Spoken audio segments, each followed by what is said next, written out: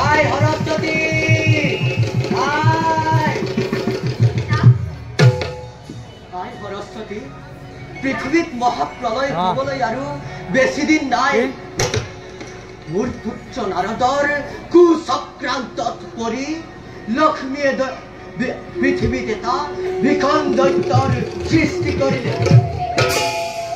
সেই দৈত্যই এতিয়া পৃথিৱী তল ওপৰ কৰি ফুৰিছে আৰু আই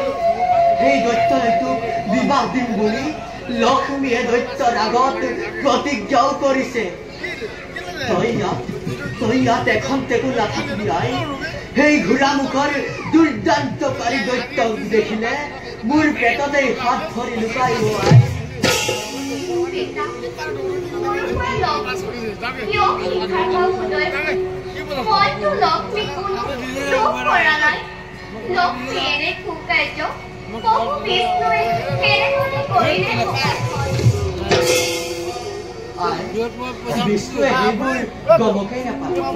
আমি তিনিওজনে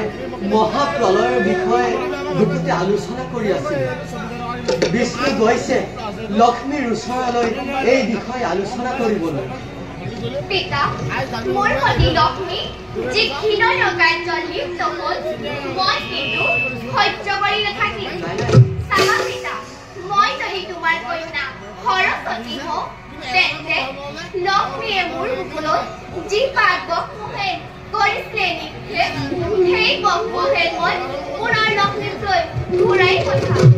তেতিয়াহে লক্ষ্মী বুজিব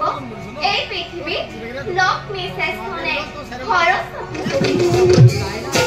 সেইবোৰ কৰিবলৈ সময় নাই দৈত্যই তোক বিবাহ কৰাৰ লগতে মোৰ গোটেই জ্ঞান ভাণ্ডাৰ হৰণ কৰি লৈ যাব তই ইয়াত এখন টেকু নাথাকিবি আই পিতা আপুনি এতিয়া মোৰ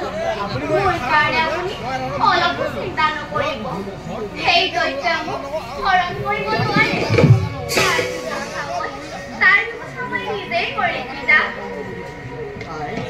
তই ইয়াত এখন টেকু নাথাকিবি তোৰ কাৰণে মোৰ বৰ চিন্তা লাগিছে আই মই এতিয়া আহিলো তই ইয়াত এখন টেকু নাথাকিবি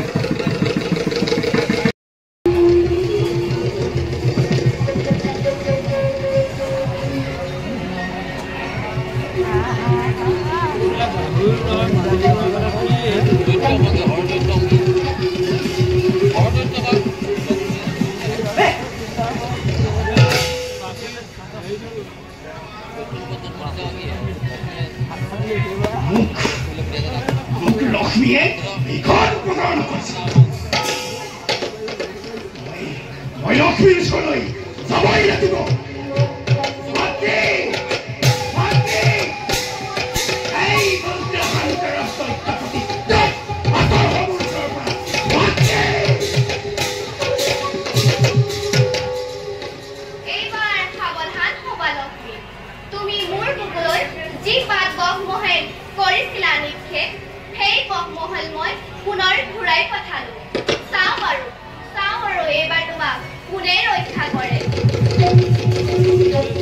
তোমাৰ এনে অবিবেচক কাৰ্যই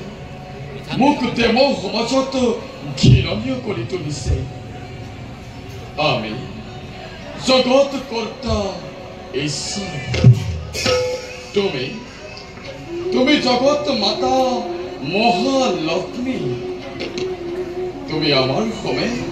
প্ৰতিদ্বন্দ্বিতা কৰা ফল কি হ'ব পাৰে এবাৰো ভাবিছো নাই লক্ষ্মী মই একো বুজিব পৰা নাই মোক সকলোবোৰ বুজাই কওক লক্ষ্মী জানেও নুবুজা ভাও ধৰিছা তেতিয়া শুনা আৰু কিছুদিনৰ পিছত সমগ্ৰ সৃষ্টিত মহাপ্ৰলয় হ'ব মহাসমুদ্ৰৰ জলধাৰাই সমগ্ৰ সৃষ্টি তোমাৰ কোনো কতো বাচি নাথাকিব লক্ষ্মী তাৰ আগে তুমি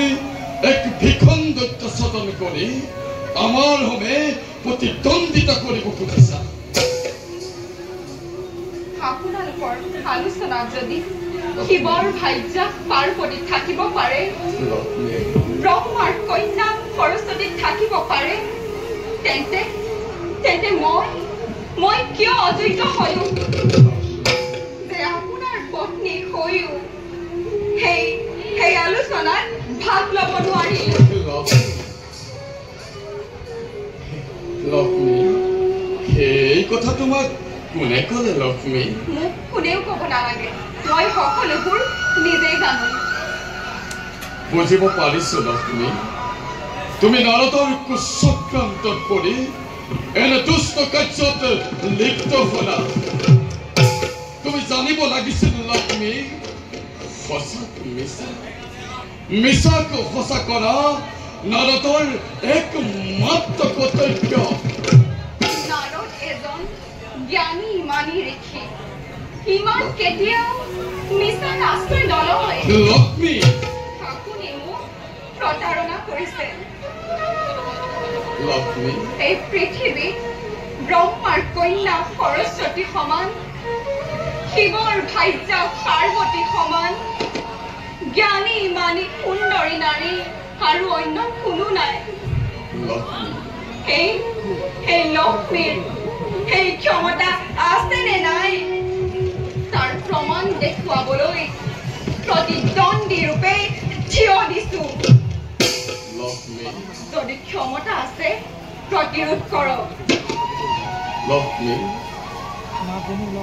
তুমি গৰ্বিতা তুমি অহংকাৰী লক্ষ্মী তুমি আজি বিষ্ণুপ্ৰিয়া লক্ষ্মী নোহোৱা তুমি কৰবাৰ এজনী দানৱী আমাৰ সবে প্ৰতিদ্বন্দ্বিতা কৰা ফল কি হ'ব পাৰে তুমি অলপো ভাবি চোৱা নাই লক্ষ্মী পৰিণামলৈ ভয় কৰি এই লক্ষ্মীয়ে কৰ্তব্যত আগবঢ়া নাই বিষ্ণুৱে বুজক এই লক্ষ্মীক অৱহেলাৰ কৰাৰ পৰিণাম কিমান ভীষণ হ'ব পাৰে ভুল লক্ষ্মী ভুল ক্ষমা কৰিব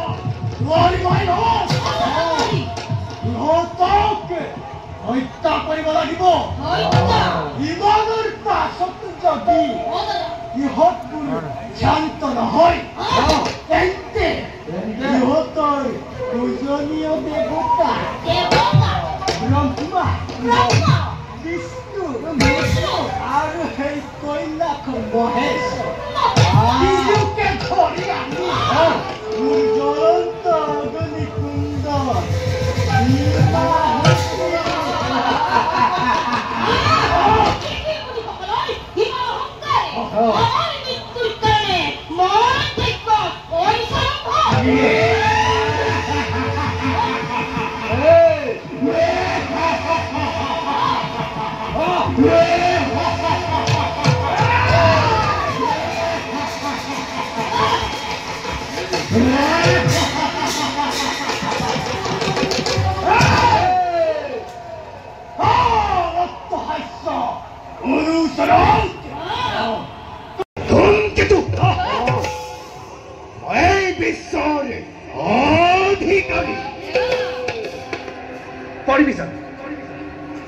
পাৰিবিজানো তহঁতে মোৰ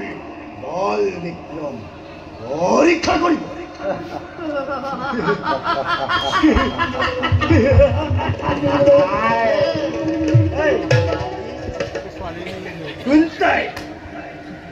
তই যক্ষৰ বীৰত্ব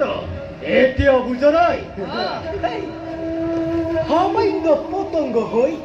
গাজুইতে জাতি মৰিবলৈ আহিছ দাদা গুচি যা ইয়াৰ পৰা এই মূৰ্খ বধ কৰিব পৰা বীৰ এই পৃথিৱীত মোৰ এই জন্ম হোৱা আৰু মোৰ মৃত্যুদূত এটি গাঁও জন্ম হ'ব আৰু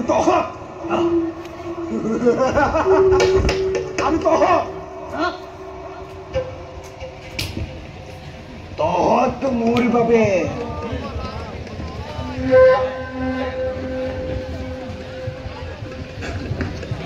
সেনাপতি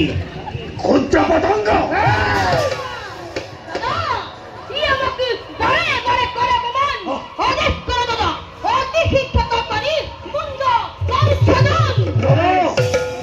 কারু ক্ষমা করা নয় পরিজ হস্ত ঘটাইয়া মুন্ড চূর্ণ বিচূর্ণ করা হয়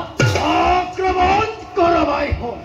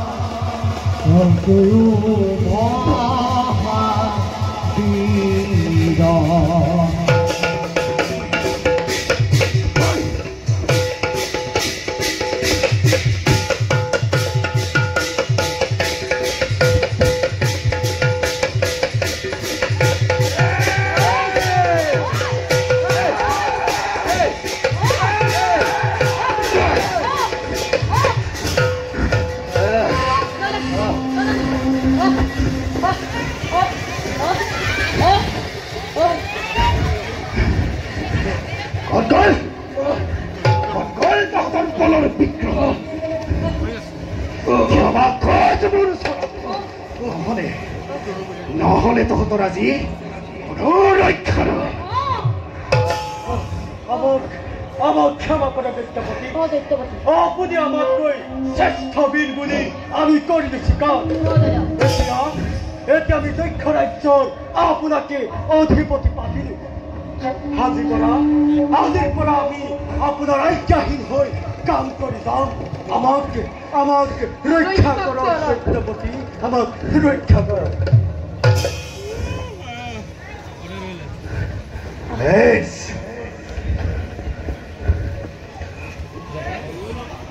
যক্ষৰাজ হয় তোমালোকৰ কথাত শান্তি হৈছো পৃথিৱীৰ ভূভাৰ হৰণ কৰিবৰ কাৰণে মোক